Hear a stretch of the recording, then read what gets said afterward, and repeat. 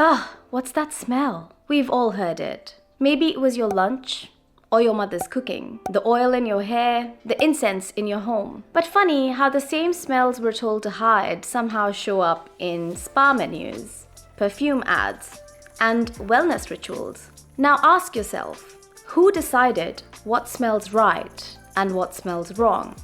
What smells good and what smells bad? Because the nose doesn't just sniff. It judges, it excludes, and it's political. This is the colonization of the nose. Hi, I'm Marina, and welcome to this space where we untangle South Asian culture, identity, history, art, migration, and all the shame-soaked spaces in between. Today, we're discussing about something that is rarely talked about but constantly felt: smell. From curry-shamed lunchboxes to incense-scented rituals rebranded as wellness. We're diving nose first into the politics of smell. Smell might feel primal, but what we find pleasant or disgusting is deeply learned. Take cow dung, for example. In parts of South Asia, it's purifying, sacred. But in Western context, it is considered as filth. Or wintergreen candy, which is considered nostalgic in Canada, but smells like medicine to the French. Even the name of a scent changes how we perceive it. Studies show that when you're told something smells like rose or maple, your brain literally recalibrates. Smells are shaped by narrative, exposure, and your environment. To test this, I did a small social media poll. And what I found was that smell is deeply subjective, shaped by memory, nostalgia, and feeling at home. For some, it's the smell of spices and specific foods that are cooked at their home. For others, it's scent rituals like lighting incense or oud or bahur. It could even be the smell of rain or dust or pollution. Or sometimes, cleaning products like bleach or phenyl can also evoke feelings of nostalgia.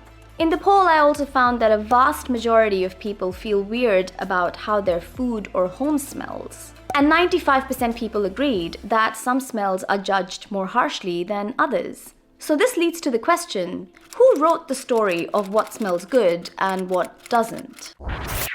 To understand how our perceptions of smell have been shaped, let's zoom out a bit. In 19th century Europe, deodorizing the city wasn't just about hygiene, it was about class. In his 1994 book, The Foul and the Fragrant, historian Elaine Corbin explains that starting in the 1750s, society began to see strong smells as a problem. This shift led to a growing intolerance of odors and the people and the communities associated with them. The working poor were associated with smells that were bad. To get rid of these bad smells, cities paved roads, drained swamps, and moved garbage dumps away from wealthy neighborhoods. Over time, this created what Corbin defines as olfactory silence, but only in the areas where rich lived. And so this idea of the odorless ideal was born: white, modern, and above all, inoffensive. Smell, one of our oldest and most basic senses, has always been important in works like medicine, cooking, gardening, and caring for others. But under racial capitalism, we've been pushed into a perfumed, deodorized world where certain smells are seen as offensive. Smells that deviate, be it the aroma of your biryani, the sweat of someone commuting after a long shift, the smell of fresh fish, meat, fruits, and vegetables in open markets, are cast as excessive, unhygienic, and other. And it gets racialized. Smell has long been weaponized to dehumanize. British writings about the Indian subcontinent and Africa have frequently described the air, the people, the places as pungent, overpowering, foul-smelling. These were not just observations, but part of a broader rhetoric to depict colonized people as uncivilized. Black, Asian, and indigenous communities have all been marked by this type of scent-based prejudice. These aren't just tropes, they've also become policies. Segregation, exclusion, and even violence, all justified because someone supposedly smelled wrong. Some housing rules have banned strong odors, but guess whose food or cultural practices that usually means? As I was researching for this topic, I found some real examples of cases where smell has been used to discriminate against South Asian and Indigenous communities. In Canada, a family was almost evicted for cooking curry at home. Landlords have turned away South Asian renters because of assumptions about how their homes might smell. Courts had to step in and call it what it is: discrimination. Even sacred rituals like Indigenous smudging was banned under no burning policies, until the law finally caught up and protected these as religious practices. And in gentrifying communities, complaints about street food or incense burning have been used to push immigrant-owned shops away from the neighborhoods under urban renewal policies. These examples shows ways in which smell becomes an excuse to erase what and who doesn't fit. And these judgments still persist in hiring biases, classroom microaggressions, offices, and neighborhoods. Complaints about smelly food in classrooms and offices often target immigrant and minority groups, reinforcing whose cultures are considered acceptable and whose are not. And I'll be honest, this one hits close to home. I've certainly felt the pressure to avoid bringing certain kinds of food to the office, to double-check my clothes or hair, worrying if they carry the scent of last night's dal or masala. But here's what gets me. My Western colleagues can bring curry to lunch. Thai, Indian, whatever, no one bats an eye. No one assumes that they're unhygienic or that their culture smells too strong. So what does that tell us? What it tells us is that it's not about the food. It's actually about who's holding the fork. But here's the thing.